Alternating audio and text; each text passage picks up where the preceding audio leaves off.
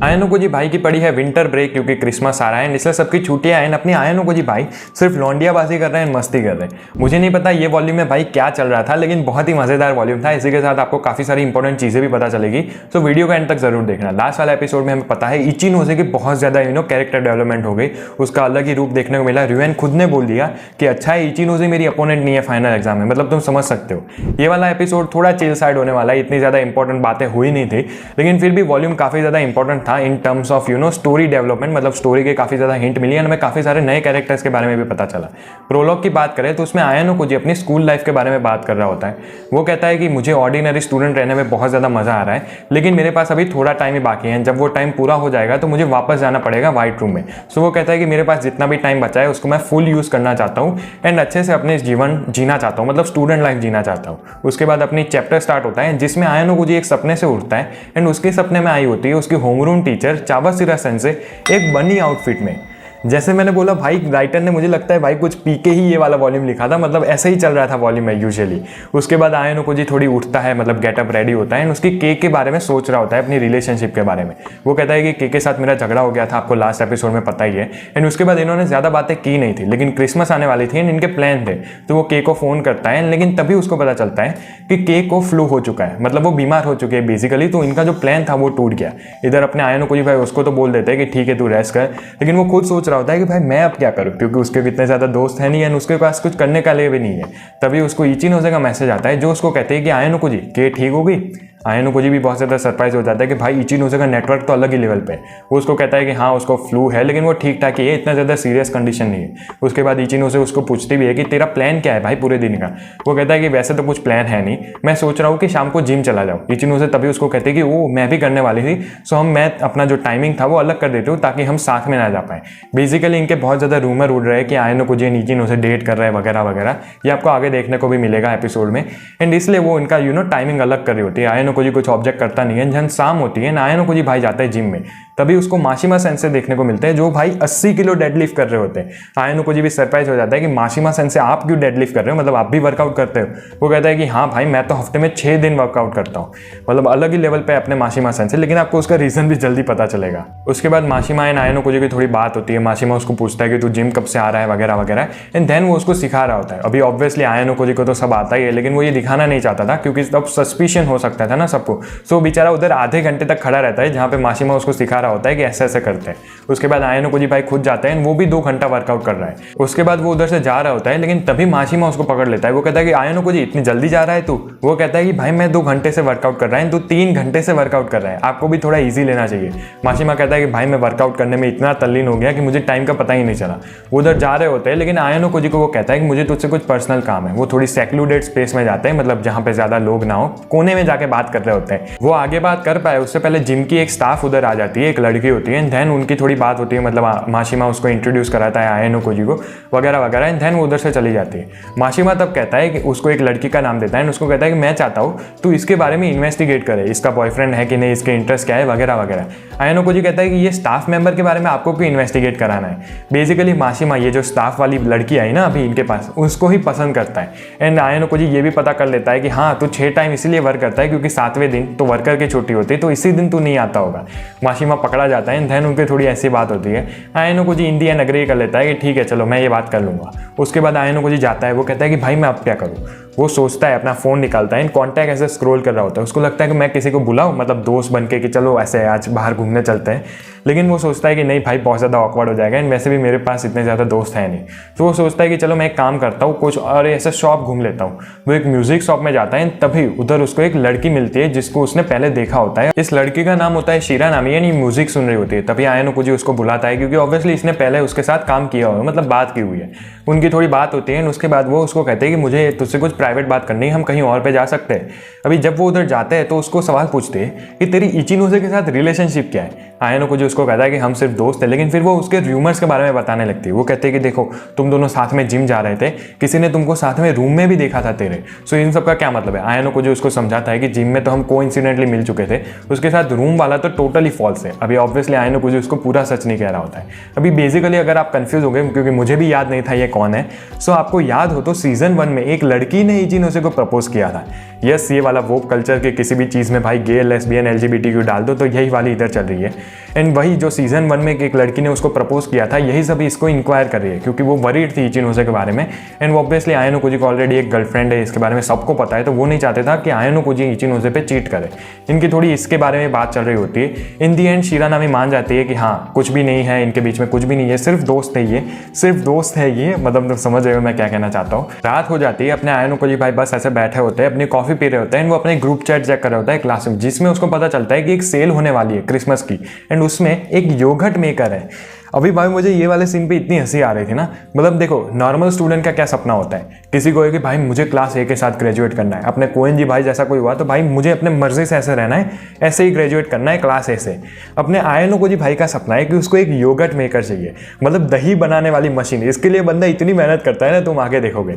उसके बाद वो डिसाइड कर लेता है कि कल भाई मैं तो जा रहा हूँ मॉल में, मतलब सेल में। उसके बाद उसको इचिनोसे का फोन आता है, इचिनोसे उसको के बारे में पूछती है, एंड देन वो कहते हैं कि कल मैं तुझसे मिलना चाहती हूँ मॉल में। उसके साथ वो एग्री कर लेता है। अगला दिन होता है, अपने आयानो कोजी भाई पहले चले जाते हैं मॉल स्टार्ट होने से, एंड तभी वो लाइन में खड़ा होता है, लेकिन उधर कोई ज़्यादा लोग होते नहीं है। वो भी बहुत ज़्यादा कंसर्न होता है कि सेल होने वाली है, लेकिन फिर भी इतने ज़्यादा लोग नहीं है।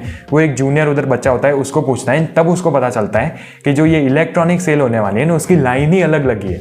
एंड बेचारा जब इलेक्ट्रॉनिक स्टोर में जाता है तो योगर्ट मेकर खत्म हो चुका होता है, एंड अभी जो उसका प्राइस था वो बहुत ज़्यादा बढ़ चुका है, मतलब बढ़ चुका है। एंड इसलिए अपने आयानो कोजी भाई बहुत ज़्यादा ऐसे सैड होके ऐसे खड़ा था, ऐसे करके हंच करके। तभी उसको किरुइन उधर देखती है, एंड किरुइन उसको ऐसे पूछती है कि क्या हुआ आयानो कोजी इधर क्यों खड़ा है। वो उसको पूरी स्टोरी कहता है कि कैसे मुझे योगर्ट मेकर चाहिए था लेकिन मिला नहीं, एंड किरुइन भी बहुत ज़्यादा हंसने लगती है। भाई ये दोनों मेरे फेवरेट कैरेक्टर है, मतलब किरुइन इतनी अच्छी है एंड आयानो कोजी भी इतना अच्छा। उसके बाद उनकी थोड़ी नॉर्मल बात होती है, किरुइन उसको एडवाइस भी करती है कि तू ऑनलाइन भी योगर्ट मेकर मतलब मंगवा सकते हैं ना। फिर वो साइड में खड़े होते हैं, ऑनलाइन दोनों थोड़ा स्क्रॉल करते हैं, फाइनली उनको एक अच्छा योगर्ट मेकर मिलता है, आयानो कोजी भाई का गोल अकॉम्प्लिश हो जाता है, मतलब वो उसको एक मंगवा लेता है। उसके बाद इनकी थोड़ी बात होती है, मतलब बहुत सारी बात होती है, लेकिन 3 इंपॉर्टेंट बात है। बेसिकली यहाँ पे हमें पहले किरुइन का बैकग्राउंड देखने को मिलता है। किरुइन के बारे में पता चलता है कि वो एक वेल्दी फैमिली से आती है, मतलब उसके जो ग्रैंडफादर है वो बहुत ज़्यादा अमीर है, उसको स्कूल में आने की ज़्यादा ऐसे ज़रूरत थी नहीं। एंड इसलिए वो जब कहती है कि मैं कोई भी क्लास से ग्रेजुएट करूँ मुझे फ़र्क नहीं पड़ता, सो आयानो कोजी उसको यही कहता है कि इसलिए क्योंकि तेरी फैमिली वेल्दी है। तो वो उसको पूरा अलग ही आंसर देती है। वो कहती है कि एक्चुअली में मुझे बहुत ज़्यादा ऑर्डिनरी लाइफ जीनी है, मतलब मैं कॉलेज जाना चाहती हूँ, एक ऑर्डिनरी पार्ट टाइम जॉब करना चाहती हूँ, उसके बाद फुल टाइम जॉब करना चाहती हूँ, एंड मैं चाहती हूँ कि मैं अपनी फैमिली का नाम कहीं पे भी यूज़ ना करूँ। वो कहते हैं कि मेरे ग्रैंडफादर बहुत ज़्यादा सपोर्टिव थे, लेकिन वो अपने पापा के बारे में ऐसे थोड़ा स्केप्टिकल होती है, मतलब अपने पेरेंट्स के बारे में, माँ बाप के बारे में। उसके बाद आयानो कोजी उसको पूछता भी है कि तो कोएन जी के बारे में जानती है, क्योंकि इधर हमें पता चलता है कि कोएन जी की फैमिली भी बहुत ज़्यादा अमीर होती है। एंड इसलिए आप समझ सकते होंगे कि कोएन जी भाई का ये एटीट्यूड कहाँ से आया। लेकिन मैंने बहुत पहले एक थॉट आया था मेरा कि देखो भाई आयानो कोजी भाई क्लास डी में है, ये समझ में आता है, लेकिन कोएन जी क्लास डी में क्यों है? उसकी एबिलिटीज़ भी बहुत ज़्यादा अच्छी है, उसकी फिजिकल एबिलिटी भी इतनी ज़्यादा अच्छी है, तो वो क्लास डी में क्यों आया? मतलब ये भी इंटेंशनल होना चाहिए ना। उसके बाद किरुइन तो ऑब्वियसली मना कर देते हैं कि नहीं मुझे कोएन जी को तो नहीं जानती, शायद से मेरे पापा जानते हो, मतलब मेरे दादा। वो कहते हैं कि मैं चाहती थी कि शायद से हम एक ग्रेड रिपीट कर पाते हैं। वो कहते हैं कि मैं आयानो कोजी तुझे ज़्यादा नज़दीक से देखना चाहती थी, मतलब शायद से वो आयानो कोजी के साथ कम्पीट करना चाहती थी जैसे कि नागुमो ने किया।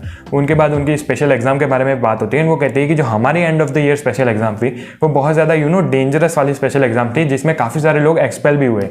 तो किरुइन उसको यही वार्न कर रहे होते हैं कि तुम लोग भी बच के रहना, क्योंकि तुम्हारी स्पेशल एग्जाम भी काफ़ी ज़्यादा ऐसे डेंजरस आ सकती है। केयाकी मॉल में एक ट्री लगा होता है, क्रिसमस ट्री, तो उधर आयानो कोजी इचिनो से मिलने वाले थे। जब आयानो कोजी जाता है तब उसको बीच में चाबाशिरा एंड होशिनोमिया सेन से भी मिलती है। इनकी थोड़ी ऐसे फालतू बात होती है, तभी उसको इचिनो से देखने को मिलती है, जो सबके साथ फोटो खिंचा रही होती है। अभी आयानो कोजी जब उसके साथ बात करता है तो उसको पता चलता है कि भाई इसने आई थिंक 42 फोटोज़ खींची होती है। एंड बेसिकली उसने ऐसा र्यूमर फैल चुका होता है कि इचिनो से सबके साथ फोटो खींचना चाहती है। बेसिकली वो चाहती तो आयानो कोजी के साथ ही थी, लेकिन उसको ऐसा कवर अप करना पड़ा। आयानो कोजी के साथ भी वो फोटो खींचती है, एक फोटो में उसका हाथ ऐसे उसके हाथ में डाल देती है, बहुत ज़्यादा प्राइवेट मूवमेंट भी होता है, लेकिन जल्दी वो उधर से निकल जाती है। आयानो कोजी के साथ उसकी 43rd फोटो थी। उसके बाद उनकी थोड़ी बात होती है, उसकी जो चिहिरो वो लड़की थी शिरानामी वाली, उनकी भी थोड़ी बात होती है कि वो तेरे साथ मिली थी ना, ऐसी फालतू बातें थी। अभी देखो मुझे पता है मैं ऐसी बातें कर रहा हूँ, लेकिन देखो बहुत ज़्यादा अननेसेसरी बातें थी, आपको टेंशन लेने की जरूरत नहीं। उसके बाद नाना से उधर आती है, वो कहते हैं कि क्या मैं इचिनोसे के साथ फोटो खींच सकती हूँ?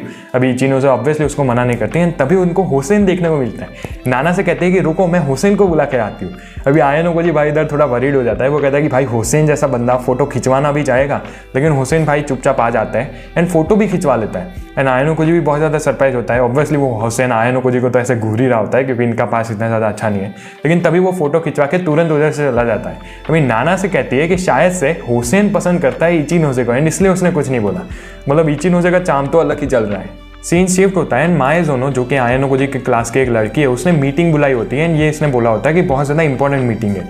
अभी इस मीटिंग में उसने बुलाया होता है ईके, सूडो, शिनो, हारामोरी, वांग एंड ओनेडारा को एंड ऑब्वियसली माएजोनो खुद, तो टोटल ये 8 लोग थे। एंड यहाँ पे गौर करने वाली बात ये थी कि इसमें जो 2 बहुत ज़्यादा इन्फ्लुएंशियल लोग हैं इनके क्लास के, होरिकिता एंड योस्के, हिराता मतलब, वो दोनों ही मिसिंग थे। अभी ये वाली मीटिंग थी अबाउट आयानोकोजी। बेसिकली माएजोनो ने ये मीटिंग बुलाई होती है आयानोकोजी के बारे में डिस्कस करने के लिए।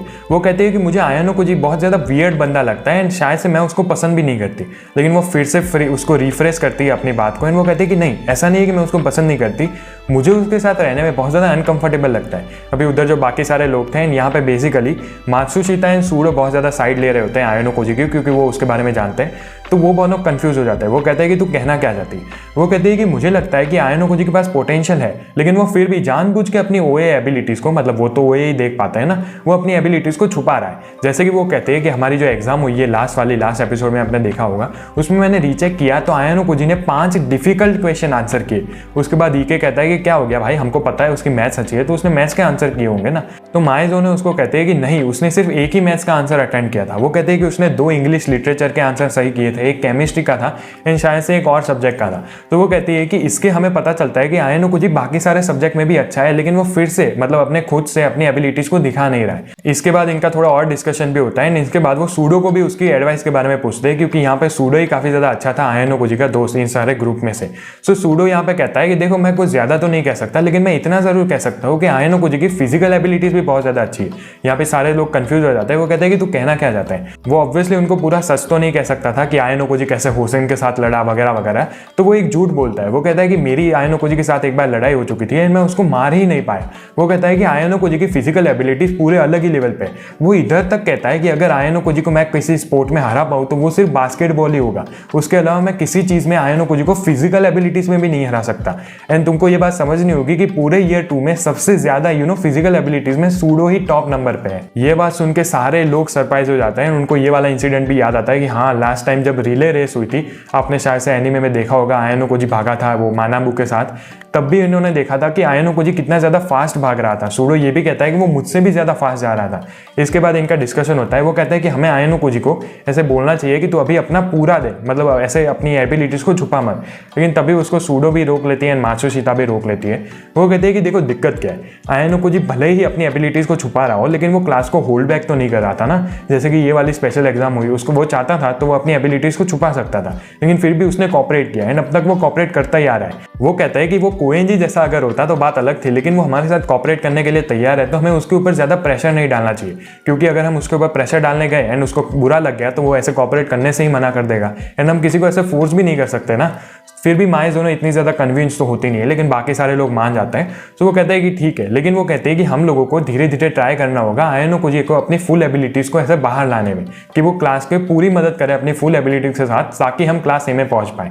अभी मुझे इतना गुस्सा आ रहा था ना इन पे, मतलब भाई चलो देख है, कुछ लोगों का तो ठीक है, जैसे कि सूडो बोल रहा है, मात्सुशिता बोल रही है, भाई इनको खुद को कुछ नहीं आता। ईके, शिनोहारा इतने बॉटम पे पड़े हैं, तुम भाई आयानोकोजी की बात कर रहे हो। अगर तुम खुद ऑनर स्टूडेंट हो एंड चाहते हो कि आयानोकोजी तुम्हारी फुल मदद करे तो ठीक भी है भाई, तुमको खुद कुछ इंप्रूव करना नहीं है, क्लास में पढ़ना है नहीं एंड दूसरों की एबिलिटी की मदद से क्लास ए में जाना है। भाई मुझे बहुत गुस्सा आ रहा था इनके ऊपर। इसके बाद सीन शिफ्ट होता है जिसमें हात्सुमोतो एंड मासुमी चान करके दोनों मिलते हैं। ये होते हैं क्लास ए के बंदे। अभी मासुमी चान हात्सुमोतो इसको बुलाता है एंड वो लड़के को ये पसंद भी नहीं होता। बेसिकली उसका नाम होता है कामुरो करके एंड वो बहुत ज्यादा इरिटेटेड हो चुकी होती है हात्सुमोतो से, मतलब उसको इंसल्ट ही करे जा रही होती है वगैरह वगैरह। अभी ये दोनों मिलते हैं क्योंकि हात्सुमोतो कहता है कि मेरे पास एक बहुत ज्यादा अच्छी चीज मिली है मेरे हाथ में। उसके हाथ में होती है कॉल रिकॉर्डिंग। बेसिकली जो हमने ये वाली सीन बताई ना, ये लोग डिस्कस कर रहे थे एंड यहाँ पे ये काफी सारी कॉन्फिडेंशियल बातें भी कह देते हैं कि कैसे आयानोकोजी ने कुशिदा को कॉर्नर कर लिया था। उसके बाद उसने इमोशनलेस, मतलब उसके दोस्त थी फिर भी, साकुरा नाम था उसका, हाँ, साकुरा को एलिमिनेट करा दिया। तो ये सारी कॉन्फिडेंशियल बातें थी जो बाकी सारी क्लास को पता नहीं थी एंड हात्सुमोतो ने ये सारी बातें रिकॉर्ड कर ली थी। बेसिकली ये लोग बैठे होते हैं कैफे में एंड कामुरो भी सरप्राइज हो जाती है। वो कहते हैं कि तूने रिकॉर्ड कैसे की। वो कहते हैं कि कोइंसिडेंटली, मतलब शायद से ऐसे गलती से तभी वो उधर था एंड उसने सारी बातें फोन पे रिकॉर्ड कर ली एंड तभी वो सारी बातें ये कामुरो को भी सुनाता है एंड इनका प्लान होता है। बेसिकली वो भी आयानोकोजी के बारे में बात कर रहे होते हैं। वो कहता है कि मुझे भी पहले से आयानोकोजी के ऊपर डाउट था एंड वो हात्सुमोतो यही कहता है कि मुझे भी लगता है कि जो क्लास बी तक वो पहुंच पाए क्लास डी से, उसके पीछे एक बड़ा हाथ थे आयन ओकोजी का। सो बेसिकली वो चाहता है कि कामूरो आयन ओकोजी को इन्वेस्टिगेट करे, मतलब उसका पीछा करे एंड उसके सारे कॉन्टैक्ट वॉन्टैक्ट देखे कि वो पूरे दिन करता क्या है। लेकिन कामूरो कहते हैं कि ठीक है, मैं तेरी बात मानूंगी, लेकिन एक ही शर्त है, तू मुझे मासूमी चांद नहीं बुलाएगा। आसुमोतो को बेचारे को अग्री करना पड़ता है। धैन कामूरो मान जाती है। ये फॉलो करने वाले हैं आयन ओकोजी का। धीरे धीरे करके आयन ओकोजी के बारे में सबको पता चल रहा है कि आयन ओकोजी क्या कर रहा है, कितना ज्यादा इंपॉर्टेंट है। एंड ये तो भाई कुछ नहीं है, आगे देखो भाई, आगे और भी ज्यादा लोगों को पता चलेगा। अब आ जाता है December 26 एंड ऐसा बोला जाता है कि इस दिन सबसे ज्यादा कम केक सेल होती है। आयन ओकोजी को लगता है कि इनके स्टॉक में तो पड़ी होगी एंड अगर स्टॉक में ये एक्सपायर हो जाए उससे अच्छा तो ये सेल पे रखेंगे ना। सो आयन ओकोजी भाई डिसाइड करता है कि मैं केया के मॉल में जाऊंगा केक खरीदने के लिए। बेचारा उधर जाता है, तब उसको पता चलता है कि केक में सेल तो थी ही नहीं। इधर भी बेचारा बहुत ज्यादा डिसअपॉइंटेड हो जाता है, उधर से जाने की कोशिश करता है। तभी उसको साकाए नागी मिलती है जो उसको कहते हैं कि तू इधर केक खरीदने आया था, लेकिन तुझे कन्वीनियंस स्टोर की केक नहीं खरीदनी चाहिए, ये इतनी ज्यादा अच्छी नहीं होती क्योंकि ये मास प्रोड्यूस होती है, तुझे खुद कोई अच्छी बेकरी से केक लेनी चाहिए। उनकी थोड़ी ऐसी बात होती है। देन साकाए नागी उसको कहते हैं कि मैं एक सानेडा नाम करके बंदे के साथ हूँ, तो एक काम कर, तुम भी हमारे साथ आ। अभी ये जो सानेडा भाई, इनके नाम कैसे होते हैं। एक तो ये जो सानेडा नाम का बंदा है वो होता है, ये बहुत ज्यादा अच्छा बंदा लग रहा होता है, मतलब पोलाइटली ग्रीट करता है उसको, ऐसे हेलो हेलो बोलता है। एंड इनको पता चलता है आयन ओकोजी को सबकी ओए रेटिंग याद है कि ये काफी ज्यादा एवरेज बंदा है, मतलब पढ़ने में भी ठीक ठाक है, फिजिकल एबिलिटीज भी ठीक ठाक है। सानेडा उसको ग्रीट करता है। साकाए नागी कहते हैं कि तू हमारे साथ आना पसंद करेगा। एंड देन वो तीनों साथ में चले जाते हैं क्योंकि जैसे आपको पता है भाई आयन ओकोजी के पास कोई और प्लान तो था नहीं। वो जा रहे होते हैं, वो जनरल स्टोर में जाते हैं एंड देन सानेडा उधर कहीं पे चला जाता है। अभी साकाए नागी भी कहीं पे चली जाती है एंड आयन ओकोजी भाई बेचारा अकेला खड़ा होता है। उसके थोड़े टाइम बाद साकाए नागी उधर आती है। आयन ओकोजी उसको पूछता भी है कि भाई हम इधर कर भी क्या रहे। एंड साकाए नागी उसको कहते हैं कि मैं सानेडा के साथ डेट पे आई हूँ। आयन ओकोजी भाई ऐसे खड़े होते हैं सीरियस मोड में एंड देन साकाए नागी रिवील कर रही है भाई मैं तो मजाक कर रही थी। उसके बाद सानेडा भी आता है एंड बेसिकली रिवील करता है कि सानेडा की एक गर्लफ्रेंड थी एंड इसके लिए वो गिफ्ट खरीदने के लिए आए थे। इनकी थोड़ी ऐसे बात होती है, वो उधर से चले जाता है। आयन ओकोजी अपने डॉम में चला जाता है। रात होती है, साकाए नागी का आयन ओकोजी के ऊपर फोन आता है। वो कहता है कि क्या मैं इससे अभी मिल सकती हूँ। आयन ओकोजी फोन उठा लेता है, मतलब उसको हाँ बोल देता है। उसके बाद साकाए नागी 5 मिनट के बाद ही उसके रूम के बाहर आती है। साकाए नागी रूम के अंदर आती है एंड उसके हाथ में होती है केक। आप देख रहे हो भाई, एफर्ट देख रहे हो साकाए नागी कितने लगा रही है। आयन ओकोजी भाई को केक चाहिए थी, वो केक लेके आ गई। वो दोनों साथ में रूम में थोड़ी देर बैठते हैं, केक खा रहे होते हैं। वो उसको पूछता भी है कि तूने केक खुद बनवाई मेरे लिए। साकाए नागी रिवील करते हैं कि नहीं, एक बंदा उसको लेके आ रहा था, उसको जरूरत नहीं थी तो मैंने उससे ले ली। आयन ओकोजी कहता भी है कि ठीक है चलो केक तो अच्छी है। एंड ऐसे ही इनकी व्हाइट रूम के बारे में, उनके फ्यूचर के बारे में बात हो रही होती है। उसके बाद साकाए नागी कहती है कि चल हम वॉक पे जाते हैं। वो दोनों वॉक पे चले जाते हैं। इधर स्नो हो रही होती है तो साकाए नागी जैसे जैसे चलने जाती है तो गिर जाती है। आयन ओकोजी भाई उसको पकड़ लेता है, मतलब फुल रोमांटिक सीन हो रहा है। अभी मैं ये क्या बिल्डअप कर रहा हूँ तुमको जल्दी पता चलेगा। वो ऐसे वॉक करके जा रहे होते हैं। वो उसको क्लास ए के बारे में पूछते हैं कि तेरा क्या ओपिनियन है क्लास ए के बारे में। तो वो पहले एक सिंपल ओपिनियन देता है, फिर वो कहते हैं कि तू अपना यूनिक ओपिनियन दे। तो वो कहते हैं कि तुम्हारे अंदर एक ही कमी है। वो कहता है कि तुझे साकाए नागी अपने क्लासमेट्स के साथ एक रिलेशनशिप बिल्ड करनी चाहिए। लेकिन साकाए नागी उसके आइडिया को डिनाई कर देती है। वो कहते हैं कि ऐसा मैं करूंगी तो बीच में फिर इमोशंस आ जाएंगे एंड मैं वो नहीं चाहती हूँ। उसके बाद वो थोड़े ऐसे चल रहे होते हैं, नॉर्मली बातें करते करते। एंड देन साकाए नागी उसको कहते हैं कि आयन ओकोजी तुझे इधर से जाना चाहिए। आयन ओकोजी उधर से मुड़ के जाने लगता है। जैसे ही वो थोड़ा दूर जाता है, साकाए नागी उसको रोक लेती है, पीछे से बोलती है कि मैं तुझसे कुछ कहना चाहती हूँ। आपको पता है, यू नो द डील भाई, थंबनेल टाइटल में मैं तो सब डाल ही देता हूँ। वो कहते हैं कि आई लाइक यू आयन ओकोजी। आयन ओकोजी कहता है कि तुझे कोई रिस्पॉन्स चाहिए। साकाए नागी उसको मना कर देते हैं। आयन ओकोजी उधर से चला जाता है। December 28 होती है, के फुली रिकवर हो चुकी होती है, मतलब वो पूरी ठीक हो चुकी है। आयन ओकोजी उसको कहता भी है कि हमें मिलना चाहिए, लेकिन तभी के उसको कहते हैं कि सातों ने, मैं जब बीमार थी तो मेरी बहुत मदद की, तो मैं आज उससे मिलना चाहती हूँ। आयन ओकोजी कहता है नो प्रॉब्लम। एंड तभी वो सोच रहा होता है कि भाई मैं आज क्या करूँ। तभी उसको रियूएन का मैसेज आता है। भाई उसको कहता है कि आज हम केया के मॉल में इतने बजे मिलेंगे। वो उसको पूछता भी नहीं है कि तू फ्री है कि नहीं है। एंड भाई सीधा फोन ऐसा बोल के कट कर देता है। आयन ओकोजी भाई कहता है कि वैसे भी मेरे पास कुछ करने के लिए है नहीं, तो वो उधर चला जाता है। जब वो उधर जाता है तो उसको कात्सुरागी देखने को मिलता है। उसके साथ कात्सुरागी की थोड़ी बात होती है। थोड़े टाइम बाद रियूएन आता है और उसके हाथ में एक हैमबर्गर होता है। कात्सुरागी उसको कहता है कि तूने आयन ओकोजी और मुझको बुलाया तो भाई बात स्टार्ट कर। लेकिन बंदा स्लोली पहले अपना पूरा हैमबर्गर खाता है और उसके बाद ही बात स्टार्ट करता है। वो कहता है कि मुझे एक इन्फो मिली है कि जो अपनी नेक्स्ट स्पेशल एग्जाम होने वाली है वो काफ़ी ज़्यादा डेंजरस होने वाली है। एंड जो लास्ट वाले जो अपने सीनियर्स थे उनमें से काफ़ी सारे लोग एक्सपेल भी हो चुके थे। ये वाली इन्फॉर्मेशन उसको दी थी थर्ड ईयर के क्लास डी के एक बंदे ने। एंड आयानोकोजी को वो पूछता है कि तुझे इसके बारे में पता था? आयानोकोजी कहती है हाँ, मुझे एक किरुइन ने बताया था जो कि थर्ड ईयर की क्लास बी की बंदी है। एंड रियूएन यहाँ पे कहता है कि एग्जैक्टली इससे हमें पता चलता है कि स्कूल वाले ही ये वाली इन्फॉर्मेशन शायद से सबको दे रहे हैं। यहाँ पे तुम सरप्राइज हो गए। तो देखो अभी रियूएन है क्लास डी में एंड उसको थर्ड ईयर क्लास डी वाले एक बंदे ने कहा, आयानोकोजी है क्लास बी में एंड उसको एक क्लास बी वाले ने कहा, मतलब जो किरुइन जो कि थर्ड ईयर की। सो बेसिकली उसका यही कहना था कि इसकी वजह से साकायानागी इचिनोजे को भी इस स्पेशल एग्जाम की ये फैक्ट के बारे में पता ही होगा। यहाँ पे कासुरागी थोड़ा स्केप्टिकल होता है। वो कहता है कि देखो तू लीडर है, साकायानागी लीडर है, इचिनोजे लीडर है, लेकिन आयानोकोजी को क्यों बोला? सो कासुरागी खुद ही ये कहता है कि शायद से ऐसा हो सकता है कि स्कूल वाले उसको रिकॉग्नाइज करते हैं कि उसकी उसने बहुत ज़्यादा कंट्रीब्यूशन दिया है, इसलिए उसको कहा होगा। अभी इनके पास ज़्यादा इन्फॉर्मेशन तो थी नहीं, तो ये कुछ कर नहीं सकते थे। लेकिन यहाँ पर रियूएन एक बात क्लियर कर देता है। वो कहता है कि नेक्स्ट स्पेशल एग्जाम में मेरा अपोनेंट क्लास ए की साकायानागी होने वाली है। यहाँ पे कात्सुरागी उसको रोकने की कोशिश करता है कि पहले वो कहता है कि अगर कोई एकेडमिक्स वाली स्पेशल एग्जाम हो गई तो सोच भाई हम तो पिट जाएंगे ना। लेकिन वो कहता है कि नहीं भाई, मैं साकायानागी को बता के ही रहूँगा, वो बहुत ज़्यादा स्मार्ट बंदी है ना, तो मैं उसका पूरा एटीट्यूड भाई तोड़ के ही रहूँगा। मतलब उसको थोड़ी पर्सनल दुश्मनी थी। उसके बाद इनकी थोड़ी ऐसी बात होती है, वो दोनों ऐसे घूम रहे होते हैं ताकि इनको कोई बात इनकी सुन ना ले। इसके बाद सीन शिफ्ट होता है, आपको पता है के एन सातो भी मिलने वाले थे, तो उनका हमें थोड़ा मॉल का सीन दिखाया जाता है। उसके बाद इनकी पूरी कन्वर्सेशन खत्म हो चुकी थी आयानोकोजी, रियूएन, कात्सुरागी की। सो आयानोकोजी को रियूएन पूछता है कि तेरा नेक्स्ट मूव क्या है। रियूएन उसको कहता भी है कि तुझे हाथ पकड़ के साथ में केयाकी मॉल में घूमना है, तो ऑब्वियसली आयानोकोजी उसको मना कर देता है। वो अपने डॉन की तरफ चला जाता है। आयानोकोजी उधर जा रहा होता है, उसको एक वेंडिंग मशीन देखने को मिलती है, वो उधर जूस लेने के लिए खड़ा होता है। एंड तभी अपना आयानोकोजी भाई कहता है कि भाई तू कब तक छुपा रहेगा। अपने आयानोकोजी भाई के पीछे एक पीछा कर रही होती है, मतलब लड़की क्लास ए की यामामुरा करके, यामामुरा मिकी नाम होता है उसका। एंड वो फाइनली बाहर आ जाती है। वो कहते हैं कि देखो भाई, मैं रियूएन का ना तो एलाई हूँ ना तो एनिमी हूँ, मतलब ना मैं रियूएन को बताऊंगा तो तू बाहर निकल सकती है। वो बाहर निकल जाती है एंड देन उनकी थोड़ी बात होती है। वो कहते हैं कि तू मेरा पीछा क्यों कर रही थी एंड कब से पीछा कर रही थी। तो वो उसको सारी चीज़ें बताते हैं कि मैंने कल भी तुम्हारा पीछा किया था, मतलब रियूएन एंड वगैरह उनका, एंड आज भी मैं तुम्हारे बारे में ऐसे इन्फॉर्मेशन कलेक्ट करना चाहती थी। एंड तभी आयानोकोजी के पीछे से अपने रियूएन भाई निकल जाते हैं बाहर। वो कहते हैं कि थैंक यू आयानोकोजी, तेरी वजह से मुझे ये जो मुझे पहले लग रहा था कि कोई हमको टेल कर रहा है, वो मैंने फाइनली ढूंढ लिया। यहाँ पे मिकी तो भाई ऐसे डरी जाती है कि रियूएन भाई बाहर आ चुके हैं। उसके पीछे से कात्सुरागी भी आ जाता है, तो पूरी कॉर्नर हो चुकी होती है। आयानोकोजी बेचारा उसको सॉरी भी बोलता है कि मुझे नहीं पता था कि रियूएन भी मेरा पीछा कर रहा है। एंड भाई ये नॉर्मल बातों में भी भाई अपना पूरा दिमाग इस्तेमाल कर रहे हैं। यहाँ पे आयानोकोजी रिवील करता है कि रियूएन ने जोकिंगली कहा कि चल हम हाथ पकड़ के केयाकी मॉल में घूमते हैं। क्यों? क्योंकि आयानोकोजी के पास दो रास्ते थे, या तो वो केयाकी मॉल में जा सकता था घूमने के लिए, या तो अपने घर पे जा सकता था। अभी जब रियूएन ने कहा कि चलो हम साथ में केयाकी मॉल में चलते हैं, तो उसका वो वाला रास्ता खत्म हो चुका है एंड बेचारे को अपने घर ही जाना पड़ा, मतलब डॉन फैन ऐसे ही वो पकड़ पाए इसको। तुम समझ रहे हो रियूएन कितना दिमाग लगा रहा है। रियूएन उस बेचारे को बहुत ज़्यादा धमकाता है। वो कहता है कि साकायानागी तुझसे ये सब करवा रही है ना, उसको बोल कि भाई अगर तुझे कुछ काम है तो अकेले मेरे साथ रूम में आए। मतलब अब तुम समझ सकते हो भाई वो कैसा बंदा है। वो कह रहा होता है कि मैं उसको सब बता दूंगा, मैं जो क्या करने वाला हूँ। उसके बाद भाई यामामुरा तो ऐसे डर चुकी होती है, तो कात्सुरागी उसको थोड़ा काम करवाता है। उसको कहता है ये काम कर, तू इधर से चली जा।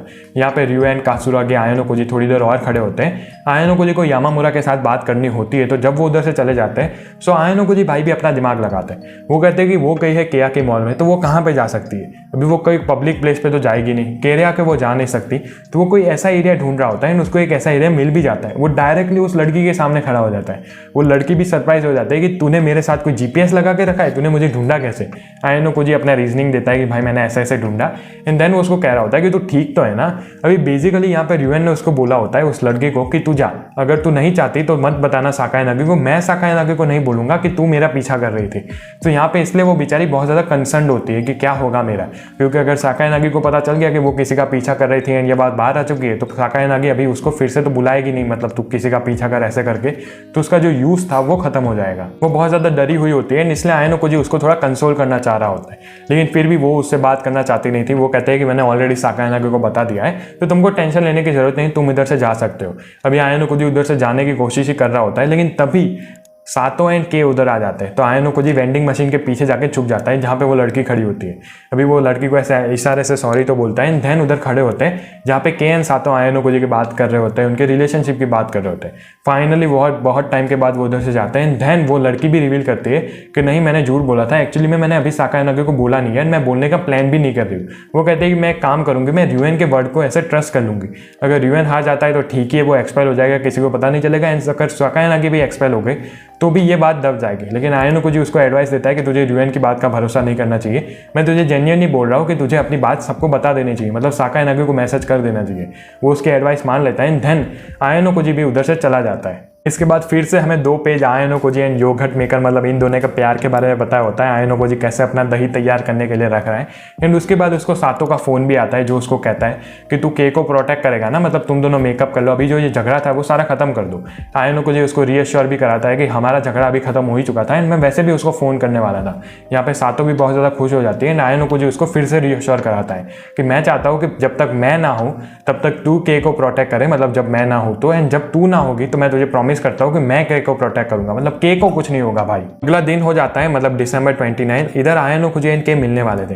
पहले तो इनके बीच में ऐसे दूरी हो वैसा लग रहा था, लेकिन तभी आयनो जी उसको ऐसे अपोलोजाइज कर देता है, उससे माफी मांग लेता है और उसको एक अच्छा गिफ्ट भी देता है जो कि होता है नेकलेस। तभी के बहुत ज्यादा खुश हो जाते हैं। तुम इतना समझ सकते हो कि इनकी जो ये मैटर था वो खत्म हो चुका है। अभी के बहुत ज्यादा खुश है आयनो जी से एंड इनकी रिलेशनशिप वापस से रिस्टोर हो चुकी है। यहाँ पे आयनो जी सोच रहा होता है कि हम दोनों दूर थे फिर भी मुझे कुछ फील नहीं हो रहा था। वो एक्चुअली में के को ऐसे स्टेपिंग स्टोन की तरह ही यूज कर रहा है। वो कहता है कि मैं लव को सीखना चाहता हूँ, बेसिकली उसको इमोशन सीखना है एंड एक्चुअली में उसको के साथ इतना ज़्यादा अटैचमेंट है नहीं। उसके बाद वो स्कूल जाता है क्योंकि उसके पास कुछ और करने के लिए था नहीं। एंड तभी यहाँ पे जो क्लब एक्टिविटीज़ है वो चालू हो चुकी है। उसको फिर से एक माशिमा सेंसे भी मिलते हैं, उनके साथ उनकी थोड़ी बात होती है। वो लाइब्रेरी में जाता है, उसको हियोरी देखने को मिलती है। वो उसके साथ थोड़ी बुक रिकमेंडेशन मांगता है, वो थोड़ी बुक लेता भी है। हियोरी उसको एक बुक गिफ्ट भी देती है एंड हमें बाद में पता चलता है उस बुक के बारे में एक स्टोरी थी वगैरह वगैरह। एंड हम जब वो वापस आ रहा होता है बुक लेके तब उसको सूडो एंड योस्के देखने को मिलते हैं, मतलब अपना हीरा था भाई। वो तीनों मिलके जा रहे होते हैं, यहाँ पे उनकी बात हो रही होती है। इसमें 2 इंपॉर्टेंट बात थी। फर्स्ट ऑफ ऑल तो भाई सूडो अभी बहुत ज़्यादा पॉपुलर हो चुका है। यहाँ पे योस्के रिवील भी कर रहा होता है जब सूडो नहीं था उनके पास कि सूडो के बारे में काफ़ी सारी जो जूनियर लड़कियाँ होती है ना वो योस्के के पूछ भी रही थी कि क्या हमें उसका नंबर मिल सकता है वगैरह वगैरह।